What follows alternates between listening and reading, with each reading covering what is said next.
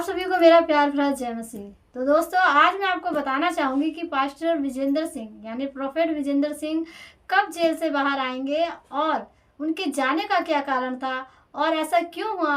ये सारी की सारी बातें आपको इस वीडियो में देखने के लिए मिलेंगी। तो आप लोग बने रहिए वीडियो को और वीडियो को लास्ट तक देखिएगा, तभी आपको पता चलेगा कि प्रोफेट जी कैसे बाहर आएंगे और वो किस वजह से अंदर गए और कितने समय बाद ऐसा हुआ और कितने समय के लिए ऐसा चलेगा। तो आप लोग बने रहिए वीडियो में बने रहिए और वीडियो को पूरा देखिएगा। तो सबसे पहले मैं आपसे बताना चाहती हूँ कि हम जो मसीह लोग हैं, अगर हम वचन के अकॉर्डिंग चलते हैं तो हमारे जीवन में किसी प्रकार की कोई परेशानी नहीं आती। अगर कोई परेशानी आती है तो परमेश्वर की इच्छा से होती है, क्योंकि परमेश्वर हमें परखना चाहता है। जैसे कि आपने वचन में पढ़ा भी होगा, तो हम वचन के ही द्वारा ये सारी बातें समझाएंगे। जब तक हम वचन शेयर नहीं करेंगे तब तक हमारे समझ में नहीं आएगा ये सब बातें कब हो रही हैं, कैसे हो रही है, क्यों हो रही हैं। तो इन तीनों चीज़ों का सवाल का जवाब आपको इस वीडियो में देखने को मिलेगा।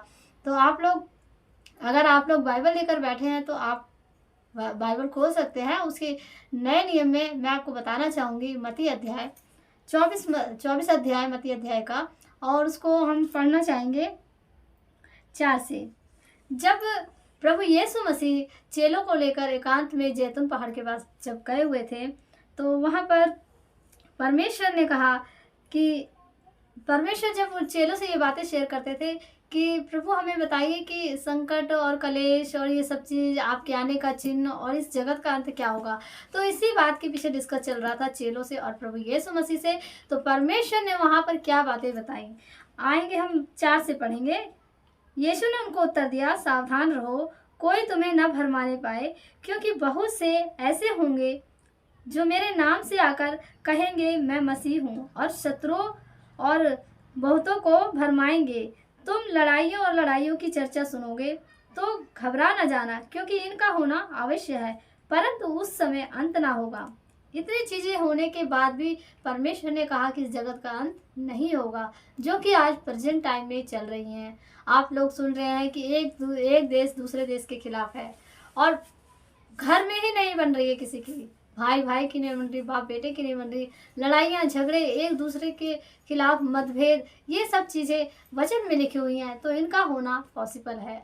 तो इन सब बातों से आपको घबराने की ज़रूरत नहीं है। प्रभु यीशु मसीह जी जब चेलों को बता रहे थे तो उन्होंने कहा कि आप लोग ये सब बातें देखेंगे तो घबराना नहीं, क्योंकि इनका होना आवश्यक है। ये होने के बाद भी अंत नहीं आएगा इस जगत का।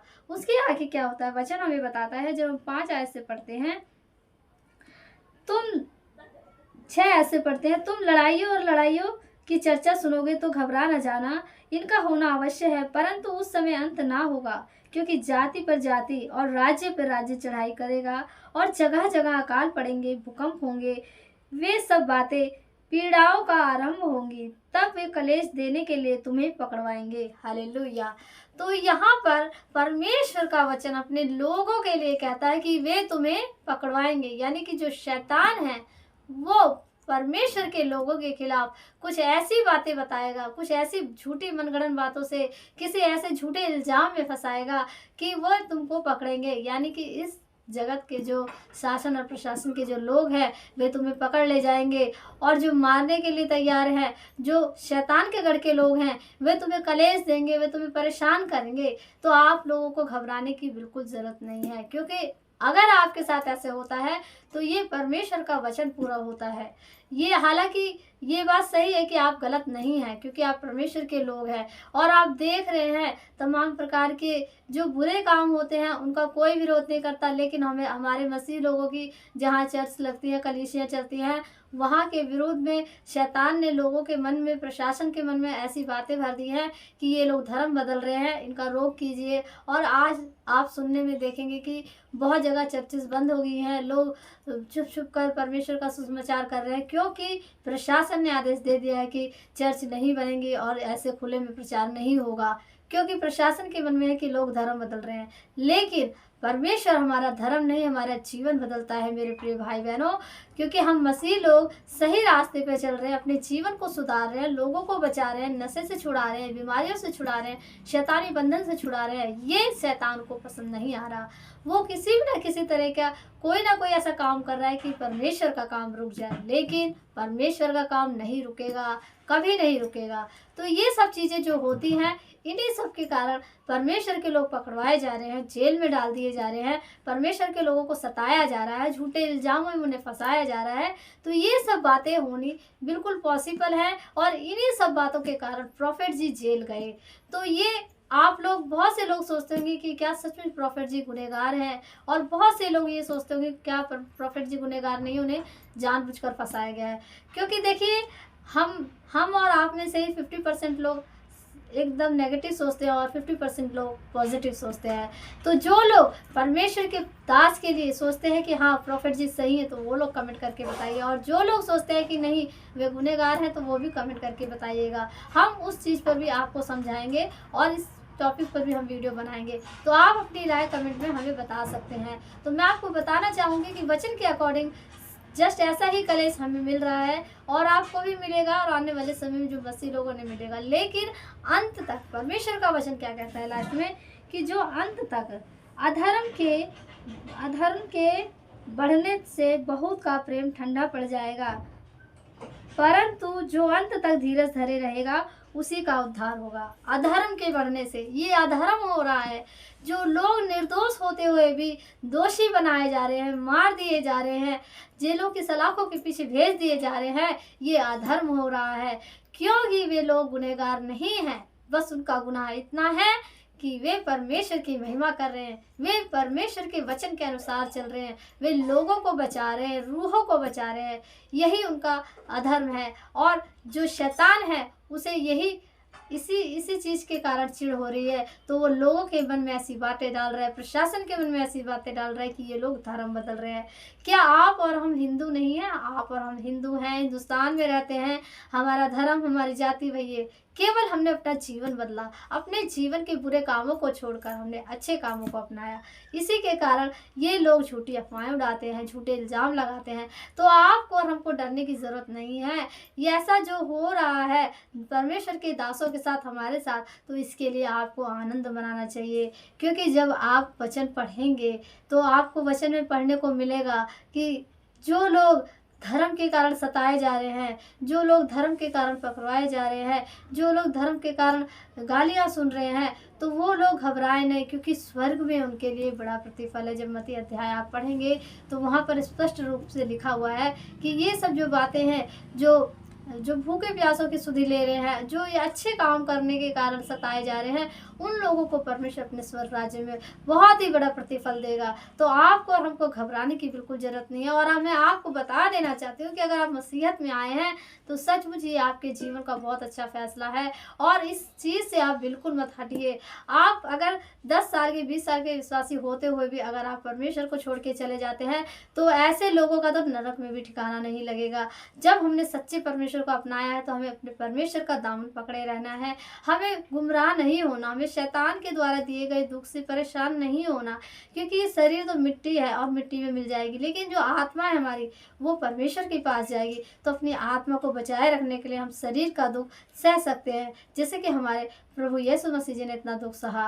तो हमें बिल्कुल भी डरने की जरूरत नहीं है। और वचन में आप पढ़ेंगे, पूरी बाइबल में आप पढ़ लेंगे, जितने भी परमेश्वर के दास थे, दासियाँ थे, जितने भी भविष्यवक्ता थे, उन सबों ने कलेश को सहा, उन सभी का लोगों ने, संसार ने विरोध किया। तो हम और आप एक आम मनुष्य, हमारा और आपका विरोध तो किया ही जाएगा, लेकिन इस विरोध के कारण, इस सताव के कारण हमें अपने परमेश्वर की महिमा से बिल्कुल नहीं हटना है।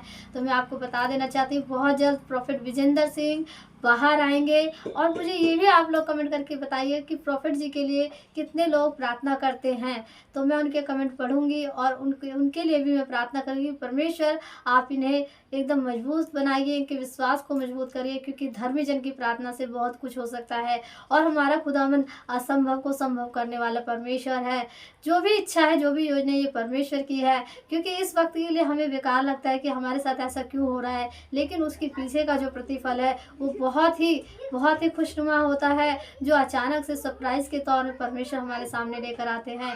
तो ये सब चीज़ें परमेश्वर की ओर से हो रही हैं। हमें बिल्कुल नहीं डरना, हमें प्रॉफ़ेट जी के लिए प्रार्थना करनी है, उनके बचाव के लिए हमें परमेश्वर के सामने घुटने टेकने हैं, तभी वो जल्द से जल्द बाहर आएँगे। और उनकी फैमिली के लिए प्रार्थना करने की, परमेश्वर उनकी फैमिली को सँभाल के रखे, उनकी मिनिस्ट्री को सँभाल के रखे।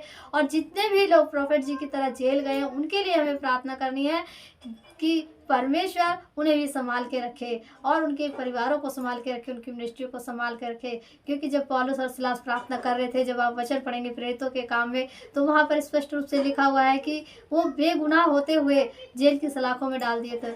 जब परमेश्वर के बड़े-बड़े दास जो थे, भविष्यवक्ता जो थे, जब उनको जेल में डाल दिया गया, तो हम और आप आम इंसान हैं, हमें और आपको अगर जेल में डाल दिया जाता है, तो हमें परमेश्वर की महिमा से बिल्कुल नहीं हटना है, बल्कि और मजबूत बनना है। क्योंकि वचन भी हमें बताता है कि जो दुःख यहोवा तूने मुझे दिया, भजन संहिता अध्याय, वो मेरे लिए भला है। जब दाऊद प्रार्थना करते हैं, क्योंकि जब हमारे पास दुःख रहता है तो हम परमेश्वर की नज़दीकी में जाते हैं, परमेश्वर से प्रार्थना करते हैं और ज़्यादा से ज़्यादा समय देते हैं। लेकिन जब हमारे जीवन में थोड़ा-सा सुख आता है, तो हम परमेश्वर से थोड़े दूर हो जाते हैं। जैसे कि अब्राहम जब परमेश्वर के सम्मुख जाता था, जब लोग उसे ताना मारते थे कि तेरे तो कोई औलाद नहीं है, तू परमेश्वर की महिमा करता है, ऐसे खुदा की महिमा करने से तुझे क्या मिला?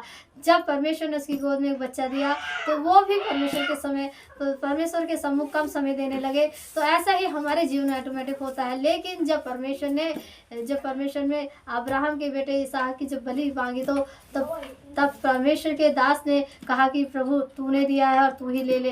तो हमें भी बिल्कुल ऐसे ही बने रहना है, हमें कभी नहीं घबराना है, कभी हमें दुःख में नहीं जाना है, कभी निराशा में नहीं जाना है। मेरे प्रिय भाई बहनों, अगर ऐसा हमारा और आपका विश्वास है, तो मैं 100% गारंटी से कहती हूँ कि हमें और आपको परमेश्वर के राज्य में जाने से कोई नहीं रोक सकता। हमें और आपको परमेश्वर के राज्य में मिराज दिलाने से कोई नहीं रोक सकता, क्योंकि हमारा प्रभु यीशु मसीह महान है। जैसे प्रभु ने दुःख उठाया, वैसे हमें भी दुःख उठाना है और दुःख उठाते हुए परमेश्वर पिता के दाहिनी ओर जाना है। तो मेरे प्रिय भाई बहनों, मैं इस वीडियो में इतना ही बताना चाहूँगी कि प्रॉफेट जी बहुत जल्द जेल से बाहर आएंगे। हमें और आपको प्रॉफेट जी के लिए प्रार्थना करनी है, वचन में बने रहना है। इस वीडियो में इतना ही बताऊंगी और जाते समय मैं आपको एक बार फिर से यही कहना चाहूँगी कि आप लोग परमेश्वर के विश्वास में बने रहिए। God bless you. परमेश्वर आपको आशीष दे। जय मसीह।